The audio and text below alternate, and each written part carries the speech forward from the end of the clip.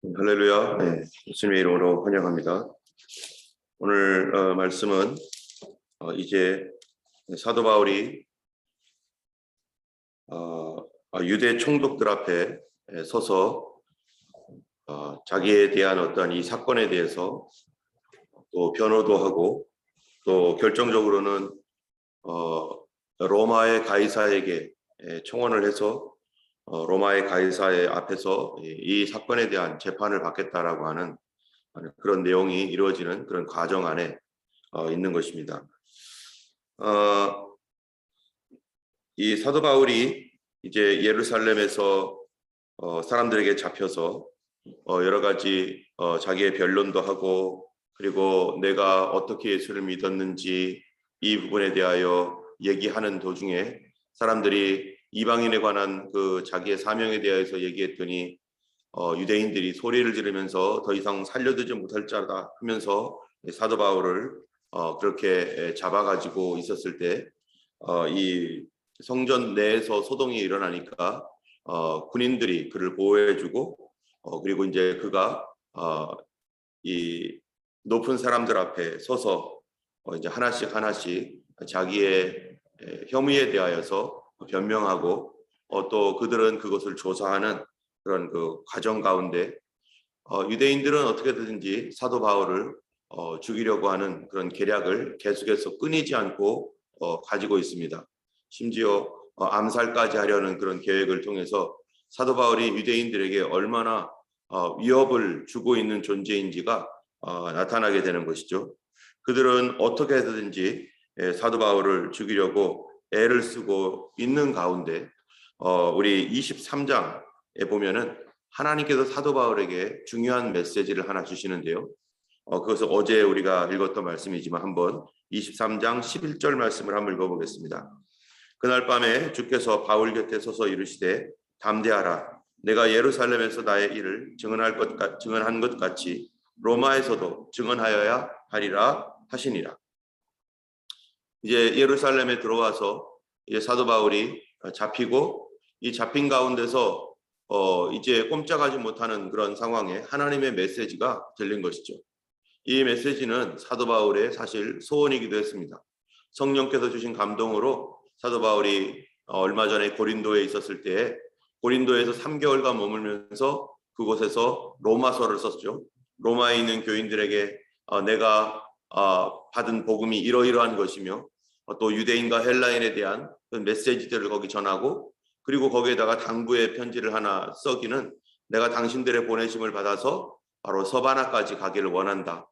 그러면서 사도 바울이 그렇게 로마서를 써서 보내어서 로마 교인들이 자신을 도와서 선교사로 또 파송해 주도록 그렇게 부탁한 일이 있었는데 바로 그 사도 바울의 마음에 있었던 소원이 성령님께서 주셨던 감동이었고 그 성령께서 주셨던 그 감동을 다시 한번 하나님께서 확실하게 사도 바울에게 메시지로 주신 것입니다. 그렇기 때문에 주님께서 바울 곁에 서서 담대하라. 예루살렘에서 뿐만 아니라 로마에서도 증언하여야 하리라. 지금 이제 이 하나님께서 예수님께서 두 가지를 사도 바울에게 얘기하는데 첫 번째로는 예루살렘에서 나의 일을 증언한 것 같이 두 번째로는 로마에서도 증언하여야 하리라. 예루살렘에서는 많은 사람들 앞에 이제 복음을 전하고 많은 유대인들 앞에서 이러한 그 메시지를 전합니다. 뿐만 아니라 이제 예루살렘에서 로마로 가는 길에서는 이 가이사랴라고 하는 곳이 있는데 이 사도 바울이 이제 잡혀서 많은 사람들의 어떤 테러의 대상이 되고 뭐 이러니까 이 사도 바울이 사도 바울을 죽이겠다고 동맹한 사람들이 여럿이 있었습니다.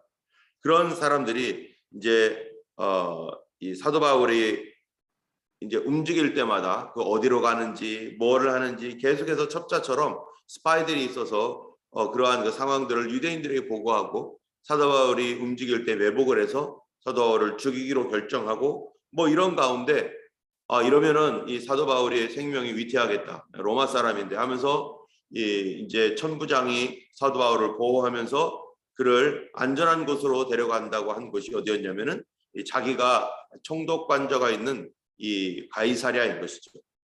이 가이사랴라고 하는 곳으로 이제 갔더니 가이사랴에서는 이 벨릭스라고 하는 이 총독이 이 이스라엘의 총독으로 와 있는 것입니다.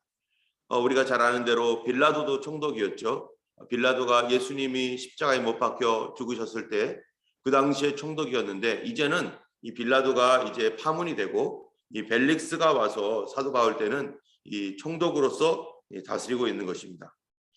이제 벨릭스가 총독이 되어서 사도 바울을 이제 관할하게 되어지고, 그때 이제 이 사건에 대하여, 사도 바울이 잡힌 사건에 대하여서 이제 신문을 하는 그러한 재판이 열리는데요. 오늘 본문이 바로 그 사도 바울이 벨릭스 앞에서 재판을 받는 그런 과정에 관한 내용입니다. 24장에 보면은 1절에 닷새 후에 대제사장 아나니아가 어떤 장로들과 한 변호사 더둘로와 함께 와서 총독 앞에 바울을 고발하니라. 여기에 보면은 이제 대제사장 아나니아가 그 장로들과 함께 변호사까지 동원을 해가지고 사도 바울을 고발을 하는 것입니다. 여러분, 대제사장은 어디에 있어야 됩니까? 예루살렘에 있어야 됩니다. 근데 이 예루살렘에 있어야 할 대제사장이 이 재판에 참여하기 위해서 104km 정도 되는 거리를 마다하지 않고 와서 이제 이 사도 바울을 이제 재판 자리에 넘깁니다. 이 아나니아의 생각은 뭡니까? 아나니아는 당연히 사도 바울을 이제 어떻게든지 죽여야겠다. 아나니아가 더돌로라는 변호사까지 동원한 이유는 바로 사도 바울에게 이 벨릭스를 통해서 사형 선고를 얻어내기 위한 것이죠. 이 사형 선고를, 자기들은 그런 사형을 내릴 권한이 없습니다. 특별히 사도 바울은 이 로마 사람이에요.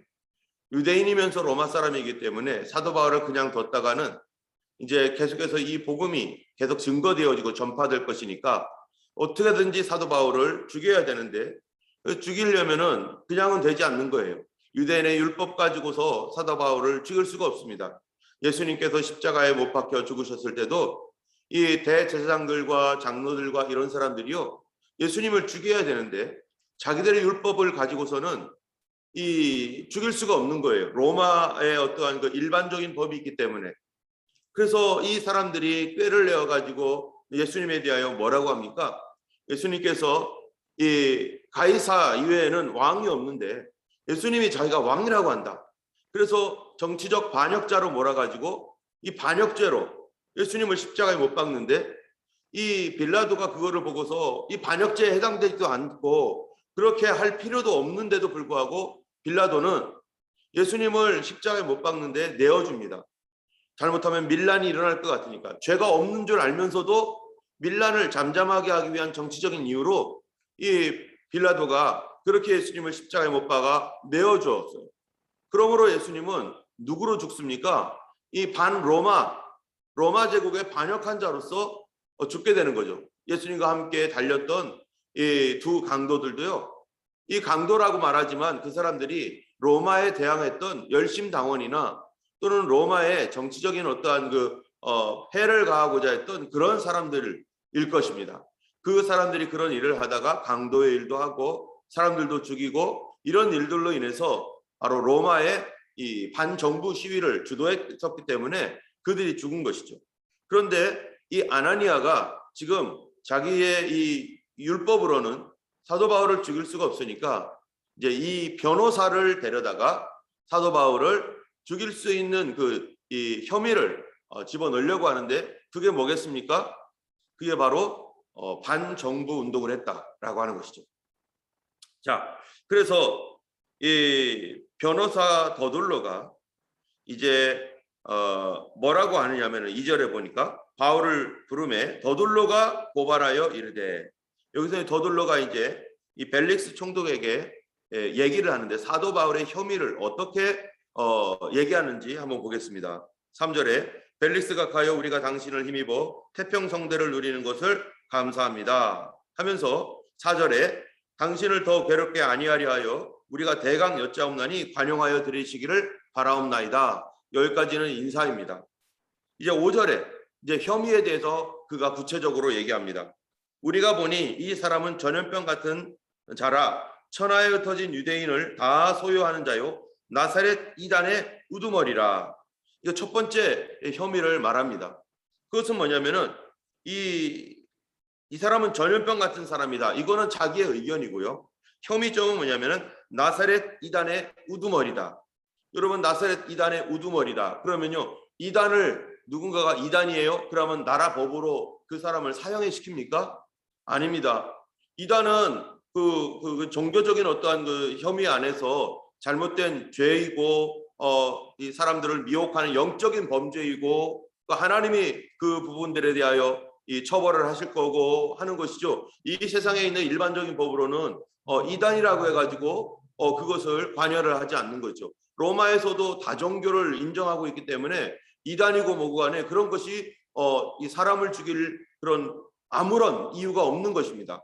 그런데 이 더둘러가 사도 바울이 죄를 지었다라고 하는 혐의에 대하여서 그들에게 사형 판결을 내리고자 했던 것이 뭐냐면은 바로 나사렛 이단의 우두머리다. 나사렛 이단이다 라고 했다는 거예요. 나사렛 이단 하면은 누구를 얘기하는 거냐면은 예수님을 얘기하는데요. 이 예수님은 어떠한 분인가? 그 당시까지 로마에서는 예수님은 어떤 존재입니까? 로마법으로 예수님이 반정부 운동을 하다가 죽으신 분이에요. 그들이 예수님을 억지로 가이사에게 충성하는 가이사 이외에 내가 왕이다. 이 나라는 내 나라다. 뭐 이러면서 예수님이 로마 운동을 했다라고 하는 그 혐의를 억지로 거짓말로 씌워가지고 예수님에게 사형 언도를 내리도록 강제해가지고 유대인들이 강제로 예수님을 그렇게 거짓으로 그렇게 억지로 만들었는데 어쨌든 그 혐의로 예수님이 십자가에 달려 죽었기 때문에 이 사도 바울도 똑같은 혐의로 이제 얘기하는 겁니다. 이전에 예수님이 그렇게 해서 반정부 운동을 하다가 죽었지 않느냐. 바로 이 사람이 그 반정부 운동의 계승자이고 계속해서 이 운동을 하면서 유대인들로 하여금 이 로마 운동을 일으키려고 하는 그런 사람이다. 여러분, 그런데 그 당시에 유대인들에게 있어서는요, 어떠한 내면의 마음이 있었냐면은 로마에 대한 반정부 운동을 하는 많은 사람들이 있었어요. 그런데 예수님 당시에 로마에 대한 반정부 운동하는 사람들이 무엇으로 반정부 운동을 했냐면은 자기가 메시아다. 그래서 메시아 운동이라고 그래요. 그 당시에 사람들은 메시아에 대하여 생각이 철저하게 사람이라고 생각했습니다.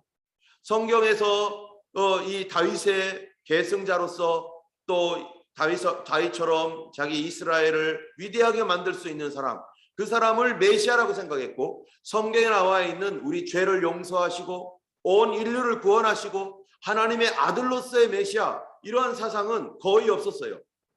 성경을 보지만 그 메시아는 하나님의 아들이다라고 하는 이런 것까지는 어떻게 하나님의 아들이 오실 수 있고 하나님이 오실 수 있는가? 하나님은 한 분이고 하나님의 아들이 있다라고 하는 것에 대해서는 그들이 상상할 수 없는 성경에 숨겨져 있었던 계시였기 때문에 그들이 거기까지 알 수가 없었죠. 그런데 이 메시아라고 하는 그런 운동을 하는 사람들이 이 반로마 운동을 하면서 사람들을 데리고 와가지고 유다라든지 마카비 이런 사람들이요 메시아 운동을 했던 거죠. 그리고 예수님이 십자가에 달려 돌아가신 뒤에도 이 135년 AD 135년에는 바코르바라고 하는 이 사람이 메시아 운동을 했어요. 내가 메시아다 하면서요, 나를 따르라 하면서요. 이게 이 로마 운동을 하는 것입니다. 그러니까 그 당시의 사람들도 예수님을 반로마 운동했던 한 메시아로. 그런데 이 메시아는 놀라운 메시아죠. 사도 바울이 그 메시아에 대해 뭐라고 증언을 하는 겁니까? 사도 바울이 증언하는 내용이 사람들에게 뭐라고 말하고 있냐면은 15절에 보면 24장 15절에 보면 그들이 기다리는 바 하나님께 향한 소망을 나도 가졌으니 곧 의인과 악인의 부활이 있으리라 함이라. 이 사도 바울이 의인과 악인의 부활에 관한 그런 메시지를 전하고요.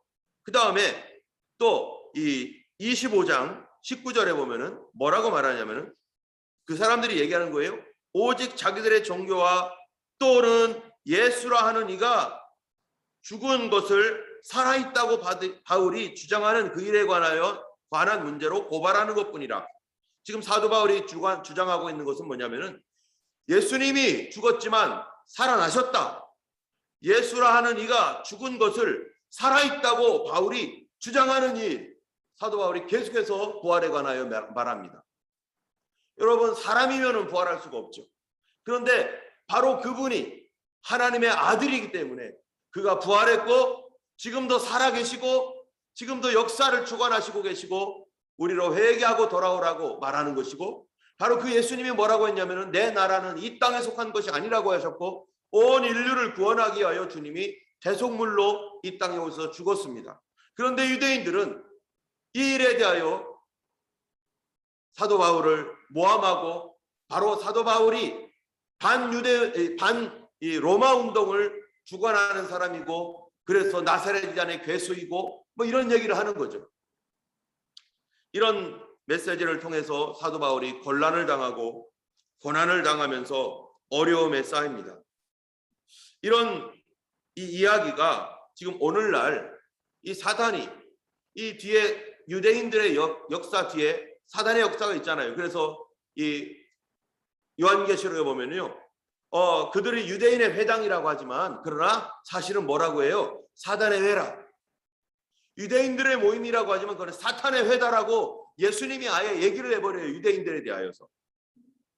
이 유대인들이 얼마나 사단 짓을 하고 있는 거, 자기들의 종교로 교회를 말살하고 초대교회가 일어나지 못하도록 가장 강력한 핍박을 했던 곳이 바로 유대 종교제지들이었고, 그리고 유대인들이 그렇게 기독교를 없애려고 애를 썼었습니다. 사단이 이 종교심을 통해서 없애려고 했던 거예요. 그런데요, 이러한 모든 일들이 마지막에도 어떻게 됩니까? 마지막 때에도 요한계시록 13장에 보면요, 교회가 어떻게 핍박을 받습니까? 요한계시록 13장에 보면은 땅에서 올라온 짐승, 바다에서 올라온 짐승이 있는데 이 짐승들이 다 교회를 대항해요. 그런데 바다에서 올라온 짐승은 어떤 짐승을 말합니까? 적그리스도예요. 적그리스도는 누굽니까? 정치 지도자입니다. 때문에 마지막 때의 교회의 모습은 어떤 식으로 핍박이 오느냐면요, 정치적 핍박이 오는데, 오늘 사단이 예수님을 십자가에 못 박을 때도 정치적 사건으로 묶어가지고 이 땅에 있는 예수님이 이 땅의 왕이라고 말한다 하면서 정치적으로 얽히고 설켜가지고 거기다 매몰시켜가지고 예수님을 십자가에 못 박아 죽이고, 또 사도 바울도 지금 끌고 와가지고 정치적 사건으로 이거를 만들어가지고 사도 바울이 반 로마 운동을 한다 하면서 복음의 운동을, 복음 증거를 반 로마 운동이라고 하면서 반정부 시위를 하고 반정부 운동을 한다 하면서 이거를 정치적 사건으로 묶어가지고 사도 바울을 죽이려고 지금 하고 있고요. 오늘날에도 교회를 핍박했던 많은 이 과거의 사람들, 로마 시대부터 해서 지금까지 모든 사람들이 교회를 핍박할 때 어떻게 핍박합니까? 이거를 그냥 핍박하는 게 아니에요. 교회가 뭐 도덕적으로 나쁘다 어쩌다 이런 게 아니라 정치 사건으로 몰아가지고 정치인들이 이거를 이용해가지고 교회로 하여금 뭐가 되게 반정부단체다. 교회는 정부에 대하여 반대한다. 이거를 계속해서 언론으로 흘리고 사람들로 하여금 거기에 엮이게 만들고, 그래서 여론을 형성시키는데 교회는 나라가 하는 일을 항상 반대하고 교회는 나라에 대하여 대항하고 교회가 이런다고 하면서 계속 밀어붙이죠. 여러분, 그런데요, 이 자유민주주의와 공산 독재주의, 사회주의와의 차이점이 있어요. 여러분, 공산 사회주의, 독재주의는요, 어떻게, 그 다음에 왕정시대, 이것도 마찬가지죠. 어떻게 합니까?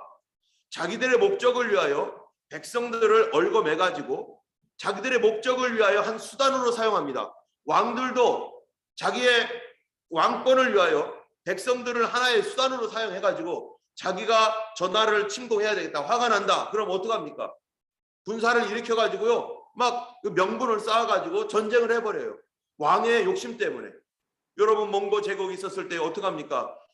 칭기스칸이, 이건 살인마잖아요, 살인마. 칭기스칸 때문에 얼마나 많은 사람이 죽습니까? 그런데 오늘날 그 사람을 그 영웅시하고, 옛날에는 칭기스칸이 이름까지 해가지고 이 노래까지 불렀는데요. 칭기스칸의 이 세상을 정복하겠다라고 하는 이 그런 발상이 이 제베와 수부타이라는 이 두 장군을 사용해가지고 전 유럽까지, 유럽 헝가리까지 쳐들어가 가지고요, 엄청난 이 일을 하는데 가는 길에 어떤 일을 합니까? 정복을 하는 게 아니에요. 정복하려고 하는 게 아니에요. 약탈을 하려고 가고 그러면서 사람들을 죽이기 시작하는데요. 상상할 수 없는 많은 사람들을 이 사람이 죽입니다. 한 사람의 이 징기스칸이라는 사람의 욕심 때문에. 그 다음에 이 세상에 있는 그 왕들이나 황제들이 다 그랬어요. 여러분 공산주의가 뭡니까? 공산주의가 자기들의 당의 존립을 위하여 이 모든 백성들을요 그 하나의 부속품으로 여기는 것. 스탈린 때 그 혁명이 일어나가지고 스탈린이 그랬죠. 레닌도 마찬가지고요. 김일성, 김정은까지 이어지는 이 북한 사회도 마찬가지예요. 이러한 그 하나의 이 자기들의 어떤 그 존재를 위하여 전체를 하나로 뭉쳐가지고 전체주의라고 하는 거죠. 그런데 자유민주주의라고 하는 자유는 뭡니까? 이게 가장 그래도 성경적인 100%는 아니지만 성경에서 말하고 있는 어떤 자유를 보장하려고 하는 이 자유민주주의는요. 정부를 작게 만듭니다. 왜 작게 만드냐면은 국민들 간의 자유를 최대한 보장해주기 위해서. 법이라고 하는 것은 국민들의 자유를 최대한 보장해주고 그들이 자유롭게 움직일 수 있는 최소한으로 만들어 놓고 그리고 이것이 자연적인 어떤 현상에 의해서 돌아갈 수 있도록 해주는 것이 그게 자유예요. 그런데 이런 자유에 가장 선봉에 서 있는 게 교회이고 교회는 여러분 우리나라에 있는 집회 결사의 자유, 표현의 자유 이러한 것이 미국의 헌법으로부터 왔고 그 미국의 헌법은요 바로 어디로부터 온 겁니까? 이게 바로 이 종교개혁 때에 일어났던 그 말씀 중심에서 왔던 거예요. 말씀 중심. 하나님의 말씀은 우리들에게 자유를 선포하고 사람으로 하여금 최대한의 자유를 보장하면서 그들의 또한 자유에 대한 책임도 있지만 이렇게 살도록 하는 것이죠. 그런데 이러한 이 사단은 사람들의 자유를 억압하고 묶고 그래서 하나의 어떤 이 부속품으로 만들어 가지고 끌고 가는데 마지막 시대에 교회가 어떻게 되겠습니까? 교회가 이 자유를 가장 강력하게 선포하고 이 자유에 대하여 말하고 있기 때문에 이 앞으로 세계가 전제주의로 가고 이 하나의 어떤 글로벌화한다 하지만은 이 세계주의로 가는 어떤 이런 가운데서 교회를 반정부 운동의 하나의 기수로 만들어 놓고 이 정부에 대항한다. 정부에 반한다. 여러분 정부가 하는 일이 뭐라고요? 자유를 보장하는 거예요. 그 교회의 자유, 집회의 자유, 결사의 자유, 또 생명 보존의 자유, 자기들의 어떤 표현의 자유, 이 자유를 보장하기 위한 최소한의 조건을 가지고서 서로 간에 자유가 침해되지 않도록 하는 것, 이게 바로 정부가 해줘야 될 일인데 그렇지 않고 이 정부가 가장 이 자유의 선봉에 서 있는 교회를 억압하는데 그 억압을 뭐로 하냐면은 반정부 운동으로 억압합니다.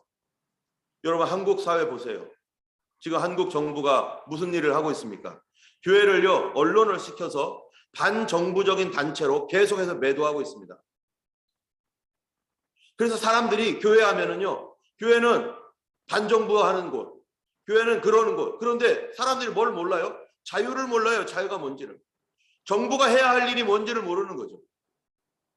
정부가 억압을 하는 게 아니라 자유를 놔줘야 되는데 반정부 운동으로 만들어가지고 지금 계속해서 교회를 폐쇄하거나 교회를 탄압하는 일을 하고 있습니다. 이 정부가 교회를 핍박하고 있는 거죠.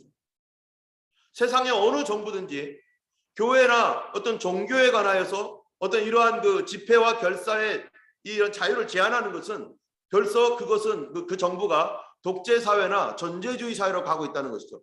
표현의 자유를 제한하면 할수록 어느 정도는 그런 것들이 제한되긴 해야 되겠지만 그러나 이러한 식으로 거짓말을 뒤집어 씌워가지고 교회를 지금 거짓말로 뒤집어 씌워가지고 교회를 그렇게 만들고 있지 않습니까? 앞으로 정말로 적그리스도가 이제 출현을 해서 핍박을 가해 온다면요. 교회는 반정부적인 조직이고 그러므로 척결해야 될 대상이고 없애야 할 대상으로 교회를 매도해 갈 것입니다. 요한계시록 13장이 바로 그겁니다.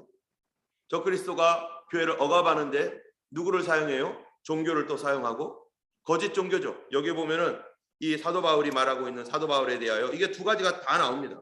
5절에 이 사람은 다 나사렛 이단이고 그의 우두머리고, 두 번째는요, 또 성전을 더럽게 함으로 우리가 잡아싸우니, 성전을 더럽게 한다는 거예요. 반종교 집단이다 이렇게 말합니다.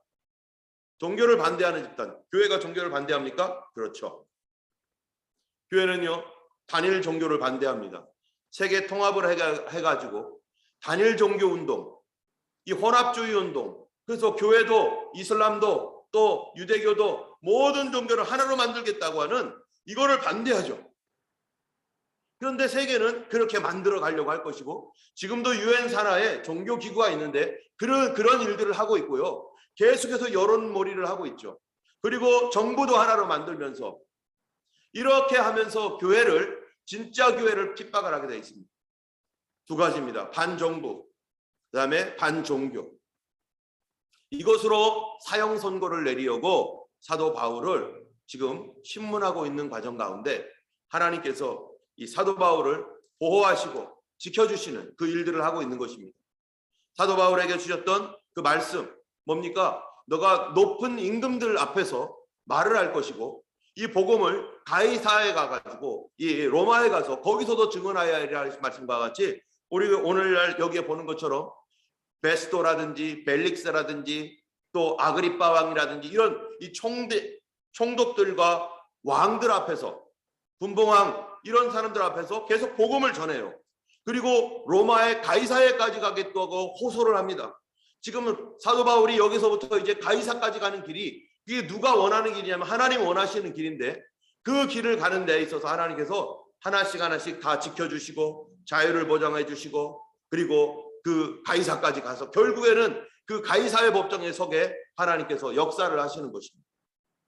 우리 하나님의 뜻은 사람들이 방해를 하더라도 반드시 이루어질 것이고, 예수님의 재림은 이 사단이 교회가 모이지 못하게 만들고 어떻게 하더라도 반드시 그 일은 이루어질 것이고, 또 마지막 시대에 교회는 정치적인 탄압과 정치적으로 올무쓰여서 반정부적인 단체이고 성도들 마음도 그렇게 바꿔버려요. 여러분, 국가에 잘하자, 국가에 순종 잘하자, 충성하자, 이런 것들은 우리 마음속 깊숙한 곳에 있습니다. 애국하자, 나라를 사랑하자, 이런 마음들이 있습니다. 그런데요, 만약에 정부가 교회를 반국가단체, 반정부단체로 움직이면 성도들 마음속에 우리 교회가 그럼 반국가고 반정부 운동을 하고 있는 거야? 라고 하는 마음들이 생기면 교회 안에 애국적인 어떤 그런 그 나라를 사랑하는 마음을 갖고 있던 사람들이나 성도들이 어떤 마음을 갖겠어요?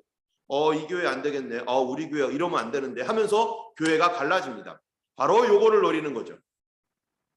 오늘 한국교회 바로 이것 때문에 갈라지고 있잖아요. 성경의 진리가 뭡니까? 그리고 사단이 어떻게 공격한다라고 성경에 다 나와 있어요. 교회를 반정부단체라고 말해가지고 교회 안에 분열이 일어나서, 아니 나라를 사랑해야지 왜 교회가 그렇게 하느냐, 정부의 일을 도와야지 왜 그렇게 교회가 하느냐. 우리가 지금 정부를 당연히 도와야 되고 애국적인 어떤 그런 마음을 가지고 있어야 되지만 우리의 소속이 어디입니까? 하나님 나라입니다. 성경에서는요, 이 정부와 국가를 뭐라고 표현하고 있냐면은 짐승이라고 표현하고 있어요. 교회에 대하여 언제든지 달려들 수 있는 짐승이라고 표현하고 있습니다. 우리는 두 가지를 가지고 있습니다. 하나는 나라를 사랑해야 됩니다. 그러나 정부를 사랑하는 건 아니죠. 무슨 당이 장악해가지고 지금 살고 있는데 그런 정부를 사랑하는 게 아니라 나라와 백성들을 사랑해야 되는 거예요. 그리고 우리는 예수님을 더 사랑해야 되는 거죠. 그래서 우리의 소속은 하나님 나라에 있고, 또 이 땅에서의 사명은 이 나라의 백성들을 사랑해야 되는 것이 우리의 사명인 것이죠. 오늘 말씀을 마치겠습니다. 이 땅에 사는 우리로서 참으로 마지막 시대에 이러한 이 사단의 전략에 교회들이 속지 않기를 원합니다. 사단은 반드시 이것으로 교회를 파괴하려고 할 것이고 교회를 나누어 버리려고 할 것입니다. 지금 예전에 있었던 그 일이, 예수님께 행했던 그 일이 오늘날 똑같이 일어납니다. 예수님에게서도 두 가지 혐의였었습니다. 성전을 헐어버리겠다, 그리고 로마를 이스라엘의 왕이 되겠다라고 하는 반정부 운동과 반종교 운동이었던 것처럼 사도 바울에게서도 반정부와 반종교요, 마지막 시대에도 교회에 대한 혐의는 바로 반정부 단체요, 반 종교단체다라고 하는 것으로 혐의가 씌워질 것입니다. 우리가 정신을 차리고 이 세상이 교회를 어떻게 다루려고 하는지 자세히 보시기 바랍니다. 여러분이 뉴스를 자세히 보셔야 돼요. 교회에 대하여 어떤 태도를 가지고 점점점 여론을 형성해 가고 있는지. 오늘 이 시간 우리 기도하기 원합니다. 이 땅에 그럼에도 불구하고 이 땅에 있는 지도자들이 정신을 차리고 참으로 성경에서 말하고 있는 하나님의 말씀의 진리 안에서 그들이 주님의 교회를 사랑하고 보호하는 지도자들이 우리에게 있게 하여 주시고, 또 교회가 이 땅 가운데서 참으로 하나님의 나라를 이루어가는 그런 교회로서의 역할을 잘 감당할 수 있는 그런 교회가 되도록, 마지막 주님 오실 때가 가까웠습니다. 이때 우리가 정신을 차리고 주님 오실 준비를 하며 이 땅에 또한 경고하며 정말 파수꾼의 역할을 감당해야 될 줄로 믿습니다. 기도하겠습니다. 걸어가신 하나님 아버지 감사합니다. 오늘도 하나님이여 새 날을 주셨습니다. 아버지 하나님, 오늘 아버지 하나님 참으로 하나님께서 주신 성도들에게 준 자유와 또 질서와 또 하나님의 이 평강과 무엇보다도 예수 그리스도의 복음, 주여 하나님의 복음을 가장 싫어하는 하나님 사단의 역사가 교회를 하나님 참으로 분열하게 하고 무너뜨리게 하고 또 우리 안에서 아버지 하나님 혼돈스럽게 하는 악한 영의 역사들을 분별할 줄 알게 하여 주셔서 아버지 하나님 이 땅에서 하나님 교회로서의 하나님 주님의 나라로서의 사명 잘 감당할 수 있는 우리 교회 되게 하시고, 성도들마다 하나님이여 참으로 세상을 분별할 줄 아는 눈을 열어주셔서 하나님 아버지 앞에서 믿음으로 우리가 늘 반응할 수 있게 하여 주옵소서. 미국과 한국과 또 중국과 전 세계에 퍼져 있는 하나님 많은 교회들이 하나님 주의 오실 길을 예비하고 준비하는 거룩한 교회로 서게 하여 주옵소서. 감사드리며 우리 주 예수님 이름으로 기도드렸습니다. 아멘. 하늘에 계신 우리 아버지, 이름이 거룩히 여김을 받으시오며 나라의 임하옵시며 뜻이 하늘에서 이룬 것 같이 땅에서도 이루어지이다. 오늘날 우리에게 일용할 양식을 주옵시고 우리가 우리에게 죄 지은 자를 사하여 준 것 같이 우리 죄를 사하여 주옵시고 우리를 시험에 들게 하지 마옵시고 다만 악에서 구하옵소서. 제게 나라와 권세와 영광이 아버지께 영원히 있사옵나이다. 아멘. 오늘도 주님과 동행하시는 신실한 하루 되기를 예수님의 이름으로 축원합니다. 우리 기도하겠습니다.